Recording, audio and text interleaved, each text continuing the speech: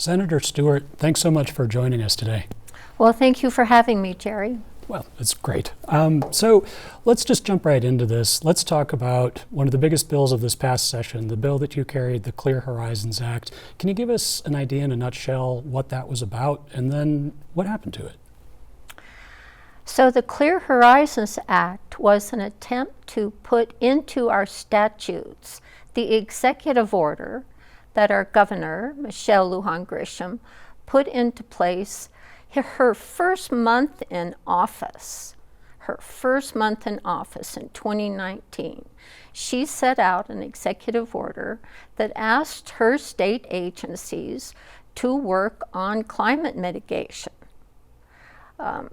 New Mexico is part of the Southwest. We're hot and dry, and with climate change, we're going to get hotter and drier. We're in a pretty profound drought right now. New Mexico is one of 7 states that share the Colorado River through a compact. That compact has ended now without a good resolution of what we do moving forward. I believe the governor was a visionary when she came here, knowing that she had to work on climate change. And so her state agencies did that. 3 of them now have climate bureaus. We have a sustainable economy task force that rests in the Economic Development Department. When we set up the Economic Development Department, our intent was to diversify our economy. And that's what that task force is supposed to do. So the Clear Horizons Act put the governor's greenhouse gas limits into statute and then defined greenhouse gas and a statewide greenhouse gas emissions measurement in the bill. And then it's set up to have rulemaking by our Environmental Improvement Board. They do an incredible job of stakeholder meetings, looking at evidence, and then to monitor and measure our reduction of greenhouse gases.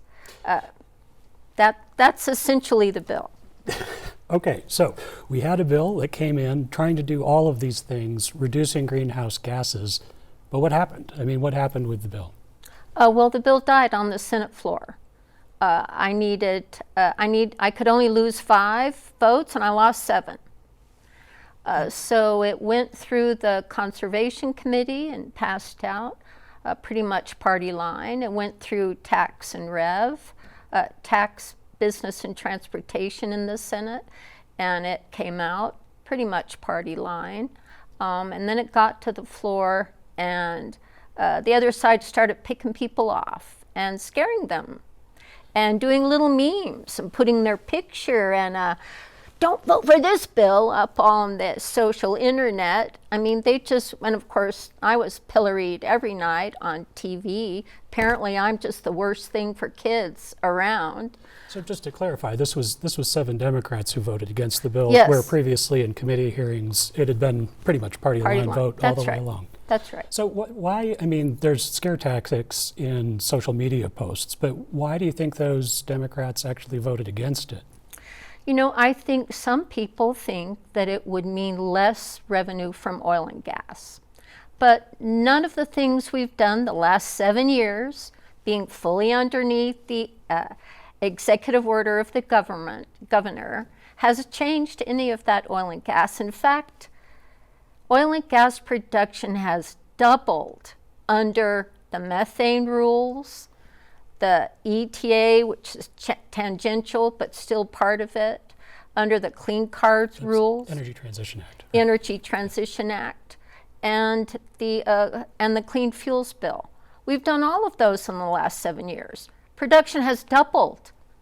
We can't really look like we can scale things back with oil and gas. They're just trying to get as much oil out of that ground as they can for their stakeholders. They're making billions of dollars. We just want them to clean it up at the wellhead. No more venting of methane and lowering your greenhouse gas emissions. Right. So part of what you had in the bill was this idea of carbon offsets, right? Yes. Which, when you and I spoke before the session began for an article I did at Capital Maine, you said that actually came the industry came to you with this idea to add that in. We met with the industry, showed them an outline of the bill. We weren't done with it yet. And there are a number of things they did not like in the bill, as you can imagine.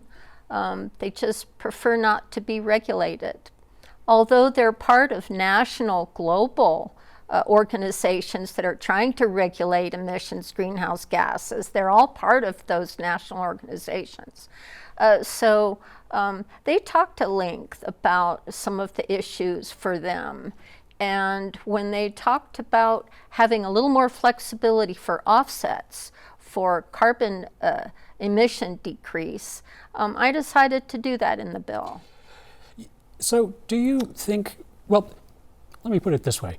When there were the debates then, when they were happening, when there were actual debates during the committee sessions, you heard from, I heard from, anybody who was there heard from lobbyists from the oil and gas industry then decrying that this bill was the end of the world. They were saying, you know, people are going to just roll up shop and take off.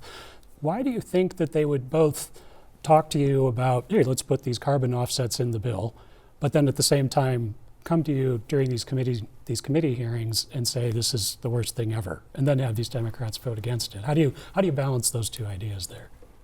Well, it's very hard to balance it, and it's really kind of makes my heart sick. You know, in Hawaii, they all work together, all the Democrats, all the Republicans, all the chambers, the industry, everyone.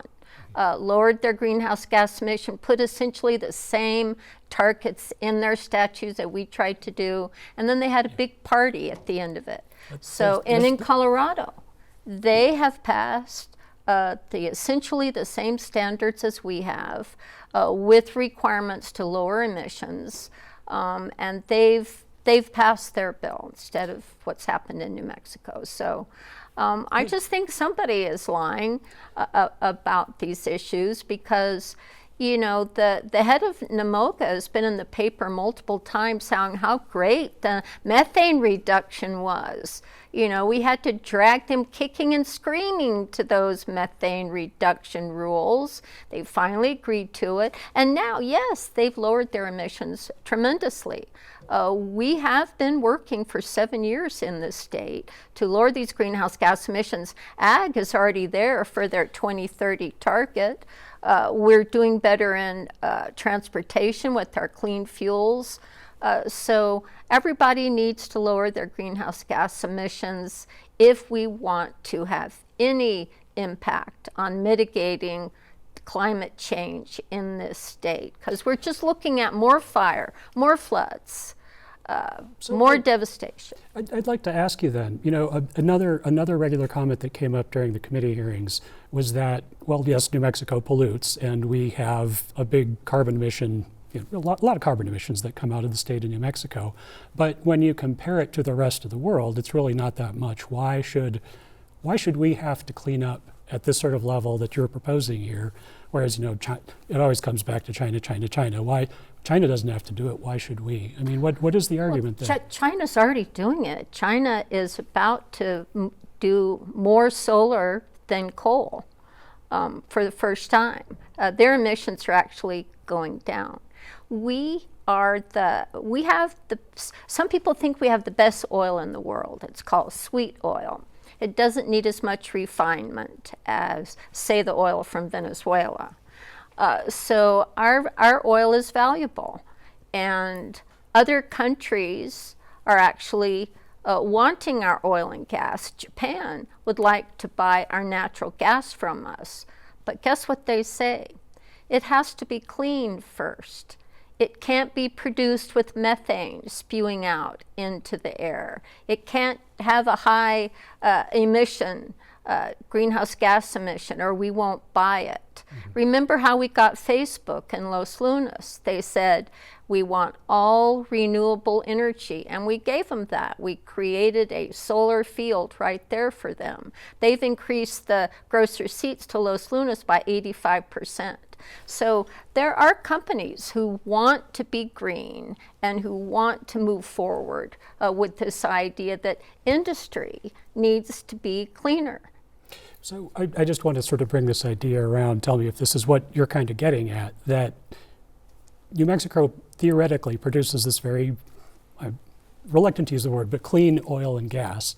Well, I don't use that. We use sweet. That's Sweet? that's what you use, say, for the oil that comes out of the Permian Basin.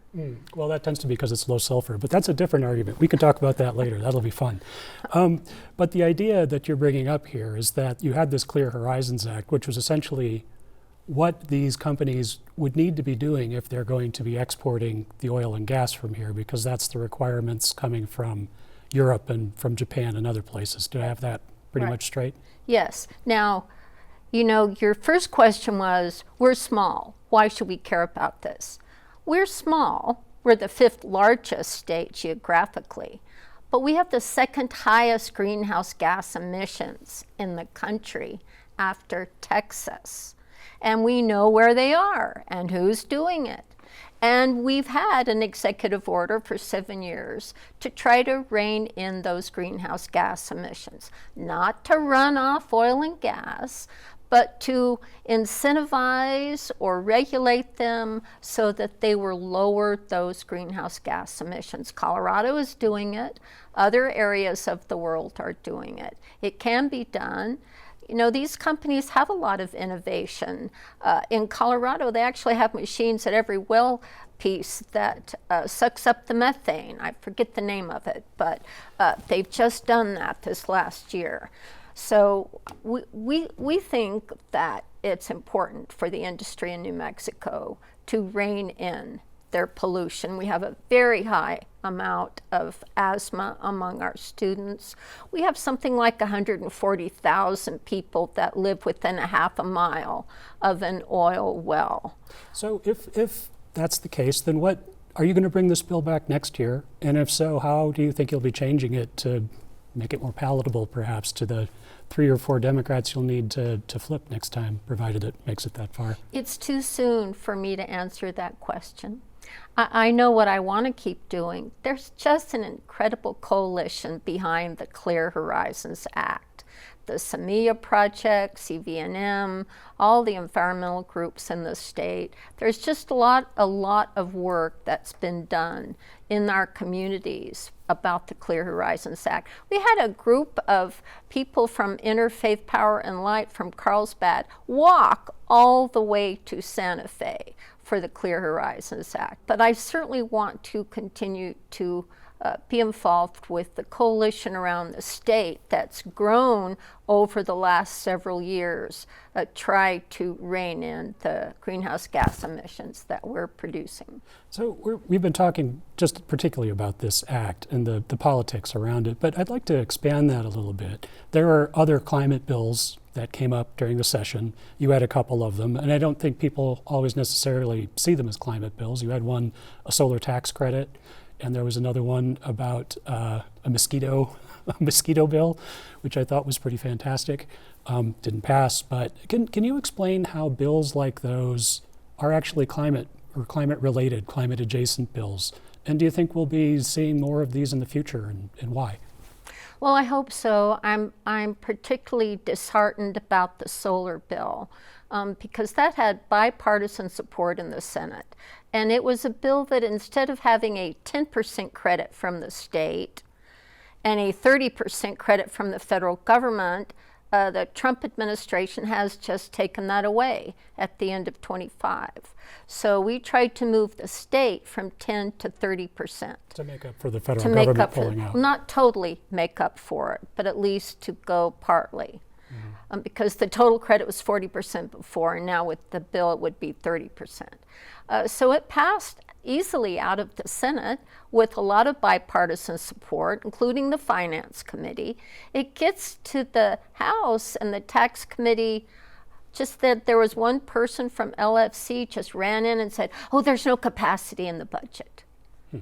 $11.1 billion budget, and we can't find $9 million to ensure that the solar industry continues, because the solar tax credit is for small business and small ag and rooftop solar.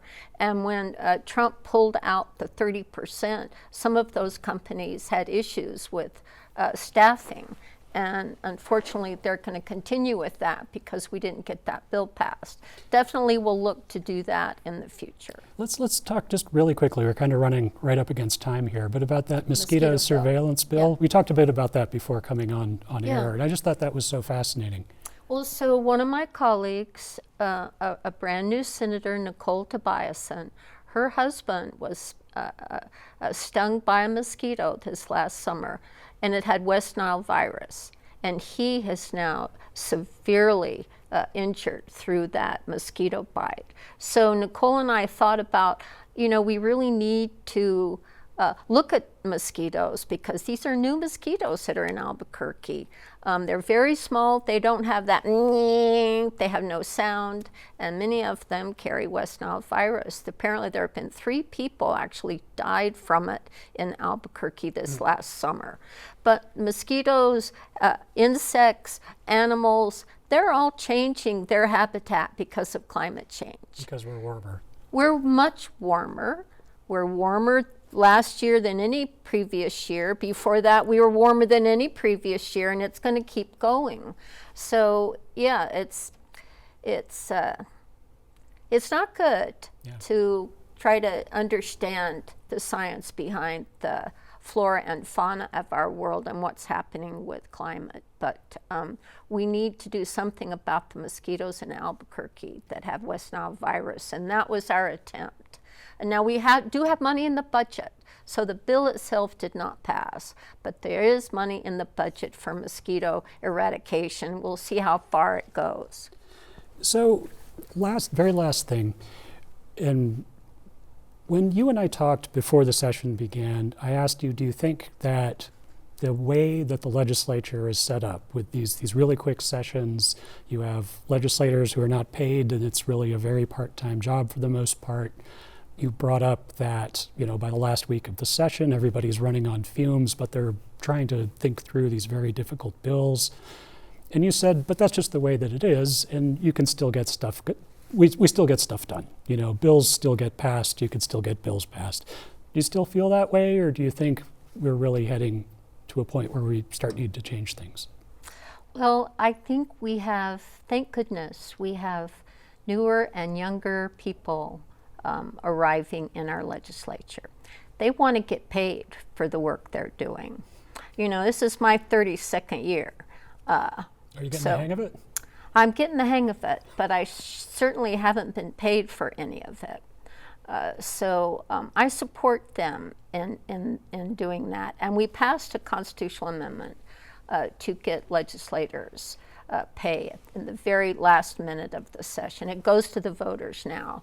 I hope the voters understand how much work we all do for no pay.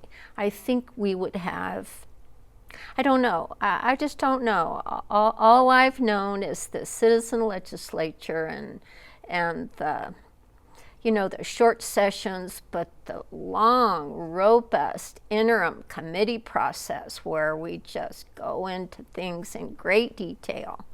So, it might be time to modernize the legislature. We'll lose some of the fun, but we probably need to have a longer period of time and pay people so that people will take it more seriously. Well, Senator Mamie Stewart, thank you so much. This has been great. I hope to see you back here again. All right. Well, thank you, Jerry. Appreciate talking with you.